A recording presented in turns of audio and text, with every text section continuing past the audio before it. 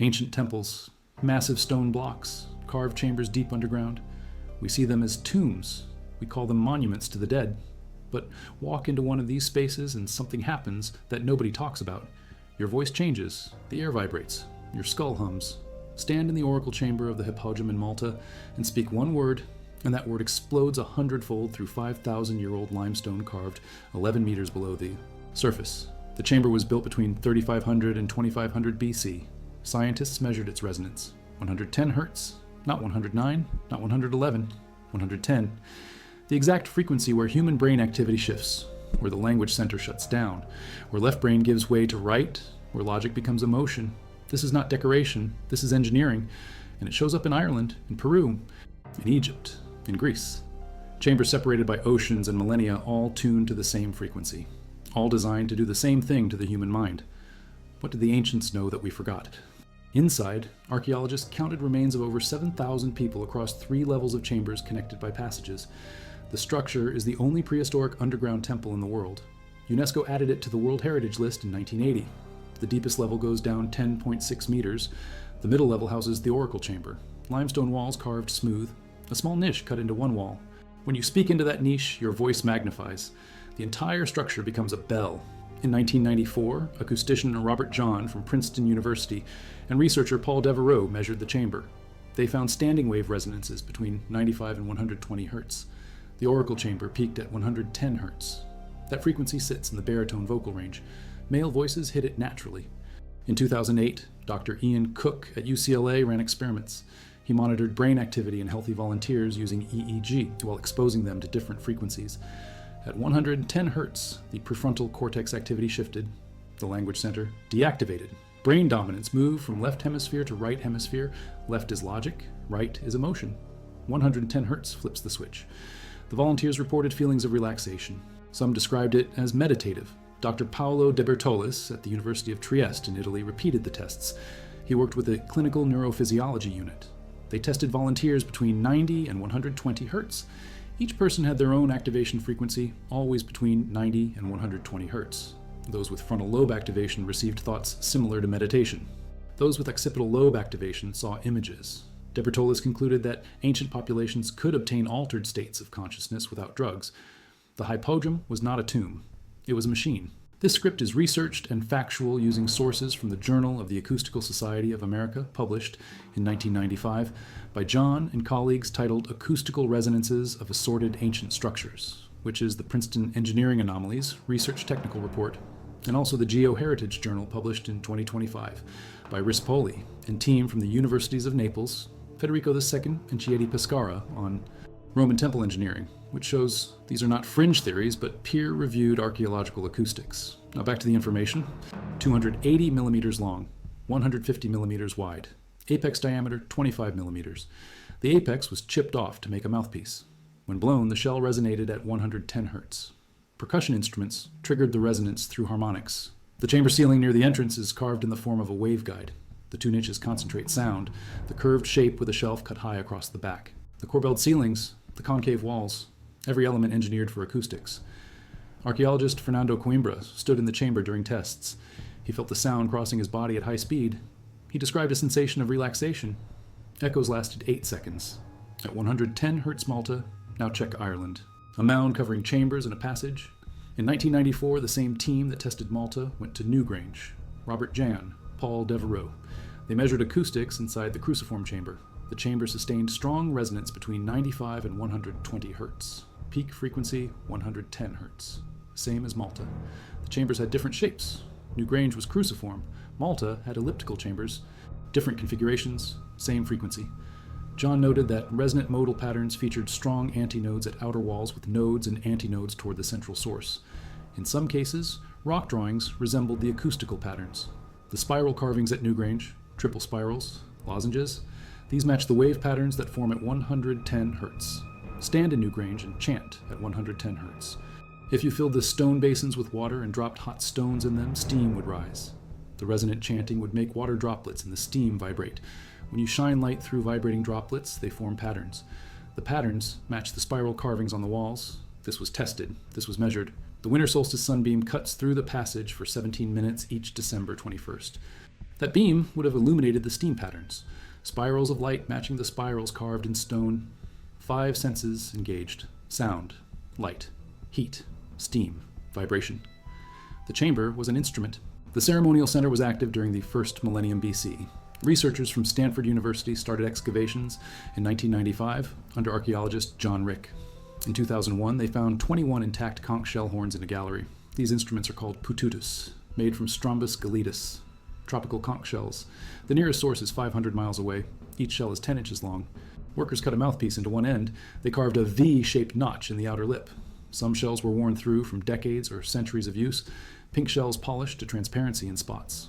All 21 are still playable. When 2 pututus play together in near unison, they create acoustic beats. This is wave interference. The similar frequencies constructively and destructively interfere. The amplitude varies at a much lower frequency. Listeners describe it as warbling or throbbing. Some thought the performers created the effect through technique. Not so, it is physics. Miriam Kohler, from Stanford's Center for Computer Research in Music and Acoustics, led the archaeoacoustics project starting in 2008. She brought replica pututus into Chavin's labyrinthine interior galleries. The galleries are narrow stone corridors with short reverberation times. This allows the pututus to be played percussively, but the strong modal resonances of the corridors also support sustained tones. When players performed in resonant locations, the instruments synchronized with the architecture. The chamber tuned the pututus. The pututus tuned each other. If players stood close together, their frequencies phase locked. The shells guided each other into resonance. A priest outside could call to the oracle. Someone inside plays a pututu. The haunting tone emerges from the structure. The crowd sees the priest. They hear the oracle respond. They cannot see inside. The corridors filter everything except the pututu frequency. Kohler measured sound transmission across spaces. The architecture and instruments together make a sounding oracle mechanism. Secrets projected from restricted depths to the public exterior. The Lanzon monolith stands inside. Pututus resonate with it, stone and shell and air vibrating as one system. Chavin has evidence everywhere of altered states. Carvings show faces with mucus trails from psychotropic snuff, blown up nostrils, heads with snakes for hair, features of jaguars and birds of prey. One carving shows a person holding San Pedro cactus, which contains mescaline. But sound was part of it too. The beats between pututus, the resonance in stone, the vibration that listeners felt in their chests. In 1970, a Peruvian archaeologist identified a large canal with built-in terraces. He proposed they were designed to create sound from rushing water. Kohler confirmed other parts designed for acoustic effects. Every element served the soundscape. The Great Pyramid of Giza, built for Pharaoh Khufu around 2560 BC. The king's chamber sits in the heart of the pyramid, made of rose granite, a material known for hardness and density. Granite reflects and amplifies sound. The chamber measures 10.47 meters long, 5.23 meters wide, 5.81 meters high. These dimensions create a resonant frequency. Tom Danley's team did acoustic analysis in the King's Chamber in the 1990s. They identified 4 resonant frequencies, enhanced by the pyramid structure and materials. The frequencies form a harmonic pattern, all subharmonics going down to 0.5 hertz. The dominant resonance is F sharp, 16 hertz in the chamber. The sarcophagus inside resonates between 65 and 160 hertz, with greatest spikes between 114 and 122 hertz. Visitors note this. Lie in the sarcophagus and try to hum. You cannot hum any note except ones related to the main resonances. The chamber forces your voice into resonance. Egyptologists dismissed it as abandoned. Hale suggested it functioned as a resonance tube. In 2012, researcher Andrew Collins led a team into the chamber. They placed recording devices at the entrance to the passage. Collins crawled the entire length, taking measurements. The passage showed strong presence of infrasound, spikes at 5.13 hertz and 16.13 hertz. 5 hertz is below human hearing, but the recording equipment captured it. That frequency would have been very strong. Infrasound affects the body. It can alter consciousness, create sensations of presence, induce fear or awe without visible cause. Vibrate it, and it sustains frequency. The gallery dimensions suggest it held resonators to convert vibration to airborne sound. Christopher Dunn proposed, in 1998 in his book The Giza Power Plant, that the pyramid was a large acoustical device. He argued it had a harmonic relationship to Earth and could respond sympathetically with Earth's resonance. The Schumann resonance frequency for Earth is 7.83 hertz. At Giza's latitude, it calculates to 8.1 hertz. The King's Chamber resonant frequency is 16.2 hertz, exactly double. First harmonic of Earth's frequency at that location. Wind across the pyramid's air shafts when the structure was new and smooth creates infrasound like blowing across a bottle. This produces harmonic vibration at 16 Hz, F sharp. Ancient Egyptian texts, according to researchers, indicate this F sharp was the resonant harmonic center of planet Earth. Native American shamans tuned sacred flutes to F sharp to serenade Mother Earth. Same note, different continent, different millennium, same knowledge.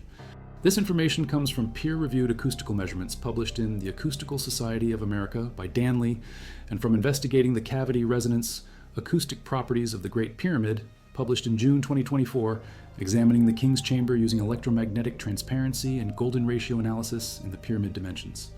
Now back to the information. 4th century BC, the Oracle of Delphi was famous throughout the ancient world. Priestesses delivered prophecies. Visitors came from across the Mediterranean. The temple features a spacious cella where sound waves travel freely. Stone walls facilitate transmission. Strategic orientation harnesses natural acoustic properties. The temple layout amplified voices of priests. It enhanced tones produced during ceremonies. The architecture created an acoustically rich environment. Attendees experienced immersive sound. This was intentional design, not accident. The temple manipulated sound for ritual purposes. The priestess sat in a chamber above a fissure in rock. Vapors rose from below. Ancient sources mention pneuma. Modern analysis found ethylene gas in the fault lines. Ethylene causes euphoria and trance at low doses. But acoustic studies show the chamber also had resonant properties: voice amplification, reverberation patterns. The oracle spoke. The temple amplified her voice, made it otherworldly, gave it power. Sound and chemistry combined. Prayers can be heard from one end of massive halls to the other. Perfect clarity, no amplification. The stone does not absorb sound, it carries it. Sandstone with porous nature ensures vibrations travel smoothly. The halls function as echo chambers. Sound lingers, weaves through architecture, creates spiritual atmosphere. Many temples follow the Fibonacci sequence in construction. This mathematical ratio distributes sound evenly. Circular and hexagonal layouts reduce sound loss, maintain clarity and resonance. The Sun Temple at Modhera in Gujarat aligns with solar and vibrational frequencies. When rituals occur, sound reverberates in harmony with natural energies. Temple bells cast from bell metal produce deep, long-lasting chimes. At Jagannath Temple in Puri, the bells enhance spiritual ambiance. The vibrations clear the mind, align consciousness with meditative states. Vaulted ceilings, specialized chamber shapes, materials chosen for acoustic properties, every element serves the sound. At West Kennet Long Barrow in England, the side chambers resonate at 84 Hz or 110 Hz, both within male vocal range. Acoustic expert Paul Marshall tested megalithic sites across the UK. He found sustained resonance between 95 and 120 Hz in Neolithic structures, stone chambers, passage tombs, cairns, all tuned to the same range. In Paleolithic caves in France and Spain that contained painted art from 42,000 to 9,600 BC, researchers found the same frequencies. Caves chosen for acoustic properties, art placed where resonance was strongest. Our ancestors knew this 40,000 years ago. They selected natural chambers with the right acoustic signatures. Later, they learned to build them. Was it intentional? Did ancient builders know what 110 Hz does to the brain? Did they understand resonance and harmonics and wave interference? The evidence says yes. At Chavin, the passage narrows precisely to create a waveguide. Only Pututu frequencies pass through.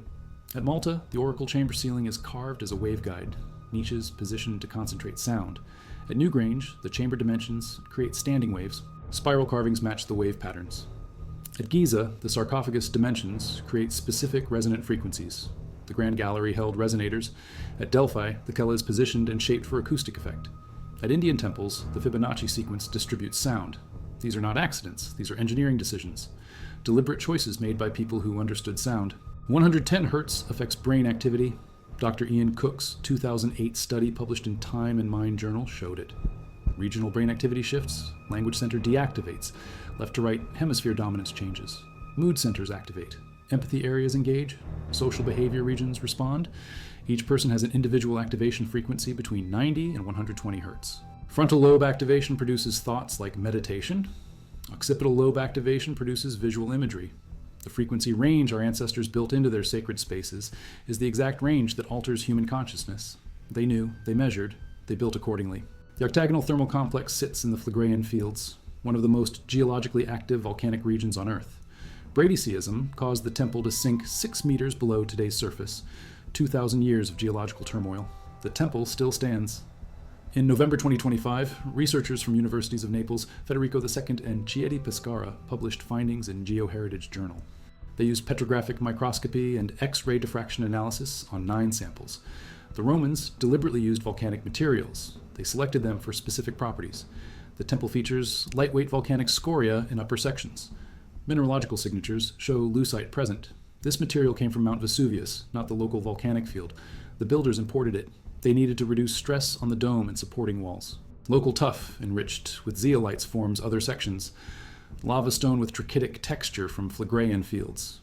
Each material chosen for its behavior. The geomaterials behave almost like a natural system. They flex with ground movement, absorb stress, distribute loads. Roman production technology aimed at innovation, quality, sustainability, durability, and beauty. Modern engineers study it to understand and replicate their methods.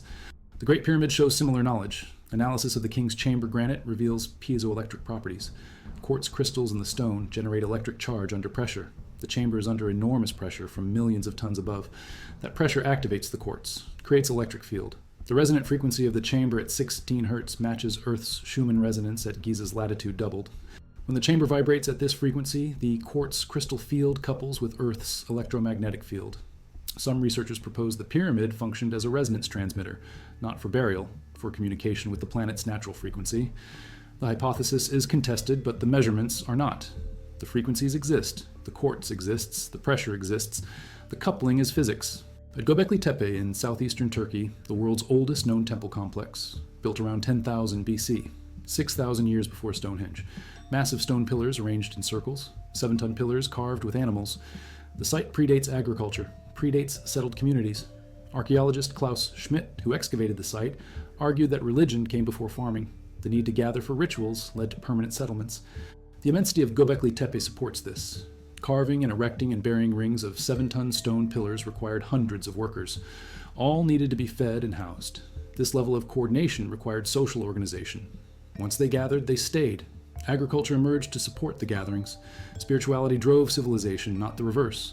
And at the center of that spirituality was the temple, the acoustic space, the resonant chamber, the place where consciousness changed. The temple director, Luis Muro Inonyan, described a central staircase ascending to a stage. Ritual performances occurred there in front of an audience. The temple had acoustic properties. Inonyan noted the religious systems were complex. Religion was inseparable from political authority. Sound and ceremony gave leaders power. The temple was the instrument of that power. A second temple at the site dates to 600 to 700 AD from the Moche culture. It contains remains of a young child, 5 to 6 years old. Different era, same function. Temples as acoustic machines for consciousness and control. Chronicler Anello de Oliva wrote about multiple underground passages. Workers during later construction avoided disturbing them. The tunnel system mirrors the above-ground street network of ancient Cusco. Archaeologist Jorge Calero Flores announced the findings. The main branch connects the temple to Sacsayhuaman Fortress, 1.1 miles away. 3 smaller branches extend to different areas. The tunnels measure 8.5 feet wide and 5.2 feet high. Trenches supported by stone walls and carved beam ceilings. Flores suggested Inca could have been carried in litters through them. The tunnels are a chincana, an underground labyrinth. Secret passages beneath sacred space, connecting temple to fortress, religious power to military power. Sound would travel these passages, commands from the temple. Responses from the fortress, all underground, all hidden, all controlled. Experimental reconstructions achieved realistic interior temperatures. Ancient builders understood thermodynamics. They built for survival in extreme conditions.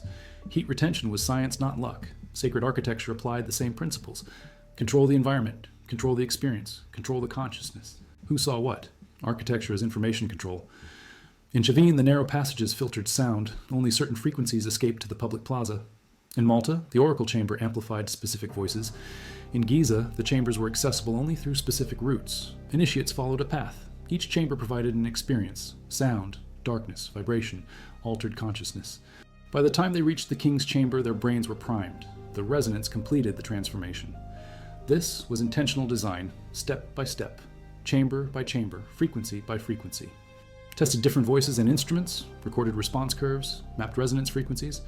Paolo de Bertolis led teams from University of Trieste.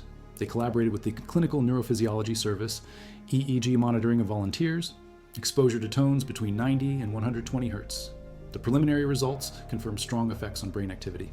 These studies follow research in UK megalithic chambers.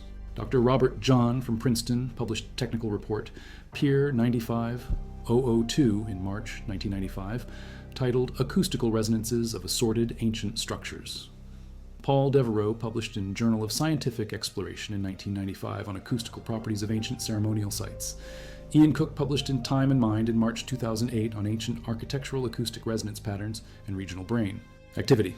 The field is established, the evidence is peer-reviewed, the measurements are repeatable. The same patterns. Are these waveforms? Are they instructions? Are they maps of consciousness? The temples share more than frequency. They share geometry. The golden ratio appears in pyramid dimensions, Fibonacci sequences in Indian temple layouts, octagonal designs in Roman thermi, circular and cruciform patterns in megalithic tombs. Sacred geometry was acoustic geometry. The shapes that pleased the eye also pleased the ear. Beauty and function merged. Magnetic fields, gravitational variations. The temples captured these forces, combined them with sound, with chemistry, with geometry, created experiences that transcended normal consciousness. The priests who controlled access to these experiences controlled society. Religion and politics merged in resonant chambers. In 2024, archaeologists using ground-penetrating radar found previously unknown chambers beneath known temples in India. Chambers that were thought fully explored contained hidden spaces. Three-dimensional mapping unveiled subterranean structures. And these discoveries validate historical records, show adaptive building techniques, raise questions about what else remains hidden. How many chambers have we not found? How many frequencies have we not measured? The technology may have been more sophisticated than we know. Some researchers propose acoustic levitation, using standing waves to counteract gravity, moving massive stones with sound. The theory is speculative, but the stones are real, the chambers are real, the frequencies are real, the brain effects are real. The ancients achieved something we are only beginning to understand. The temples are instruments, not metaphorically, literally. Instruments designed to produce specific effects. 110 Hz deactivates language and activates emotion. 16 Hz couples with Earth's electromagnetic field. Infrasound at 5 Hz creates presence and awe. Beat frequencies from paired horns create throbbing tones. Steam patterns from heated water match spiral carvings.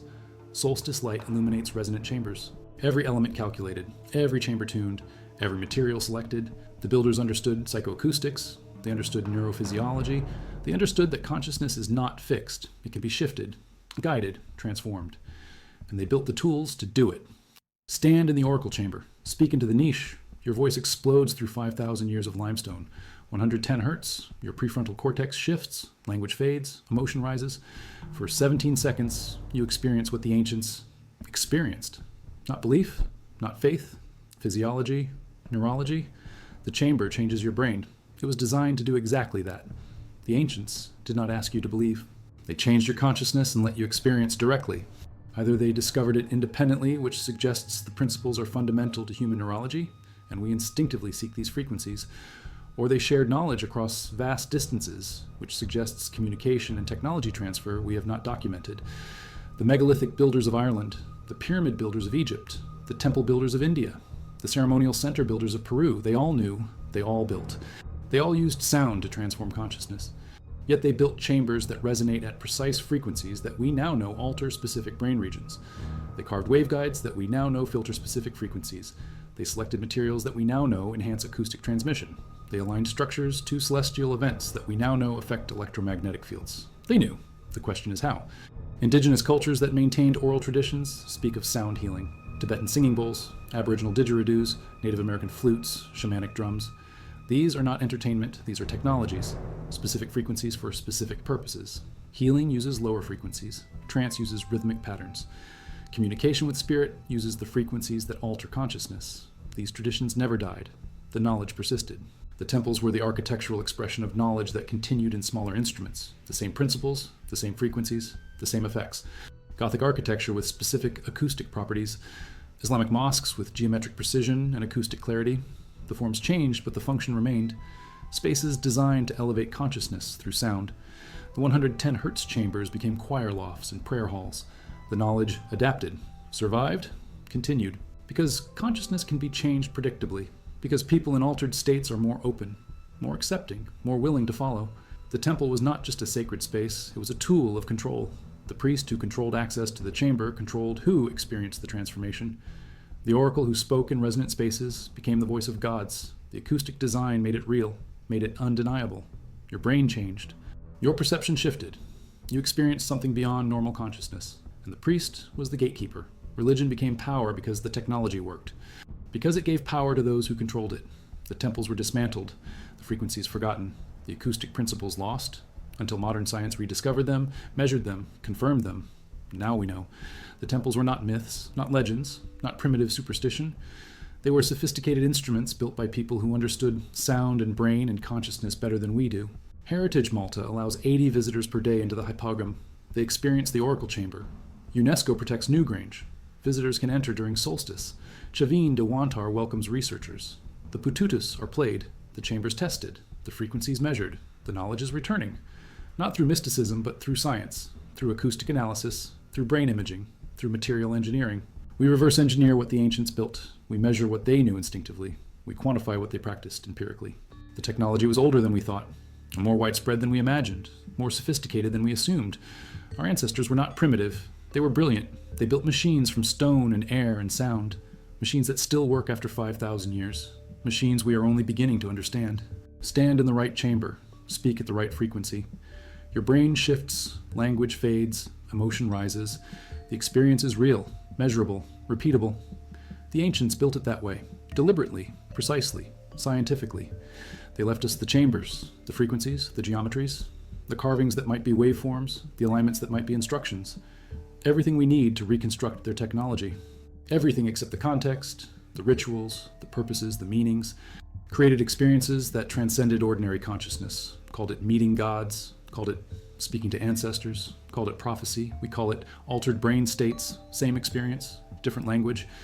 The temples were the technology that created the experience. Without the chambers, the rituals would not work. The frequencies were essential. The geometry was essential. The materials were essential. Every element served the transformation. In 2025, we have the measurements, the peer-reviewed studies, the archaeological evidence. The temples were acoustic instruments built to alter human consciousness using specific frequencies that we now know affect specific brain regions.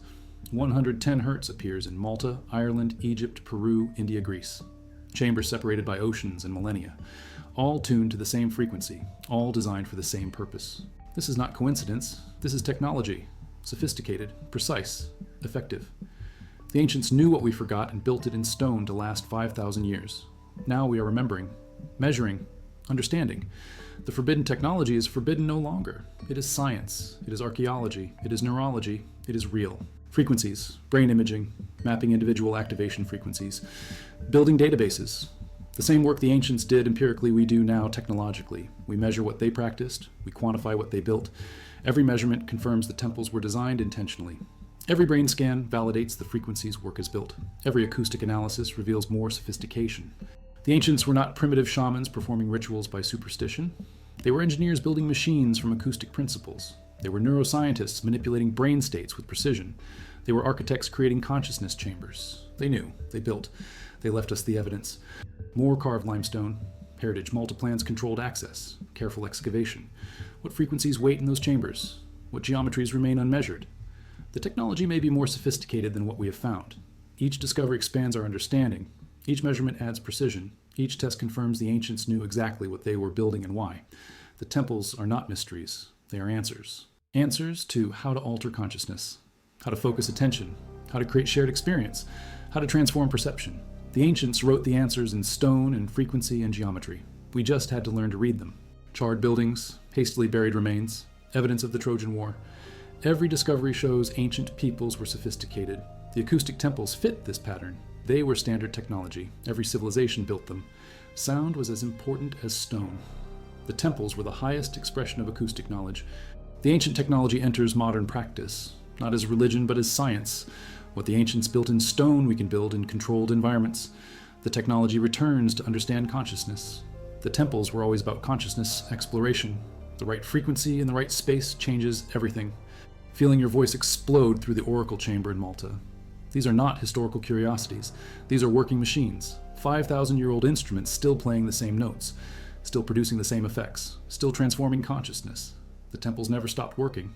We just stopped understanding them. Now we remember, now we measure, now we know.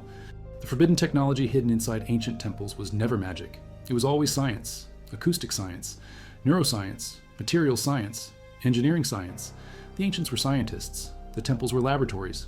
The rituals were experiments. And the results are carved in stone, measured in hertz, recorded in brain scans, validated by peer review, real, repeatable, undeniable. That brain states can be shifted. That architecture can be technology. That sound is powerful, that our ancestors knew more than we gave them credit for. They built machines from stone and air, tuned chambers to neural frequencies, created spaces where the ordinary became extraordinary, where the mundane became mystical, not through belief, but through physics, through resonance, through precise frequencies acting on precise brain regions.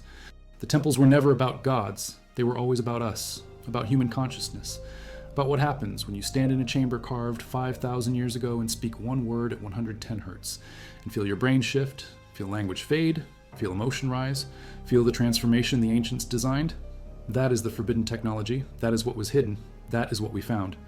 Newgrange allows controlled access. The Hippogrium limits visitors. Shavian welcomes researchers. The temples still stand. The frequencies still work. The transformation still happens. Walk into these spaces and experience what the ancients built, not as tourists, as participants. The chambers were designed for you, for your brain, for your consciousness. The 110 hertz that shifts your neural activity is the same 110 hertz that shifted theirs 5,000 years ago. Human neurology has not changed. The chambers have not changed. The experience is identical. This is the power of acoustic archaeology. This is the truth of ancient temples. They were machines, consciousness machines, built by people who understood sound and brain better than we do. Left standing for 5,000 years, waiting for us to remember, to measure, to understand, to experience. The forbidden technology is forbidden no longer. It resonates in limestone chambers, in granite pyramids, in stone galleries, in underground labyrinths, 110 hertz, the frequency of transformation, the sound of ancient science.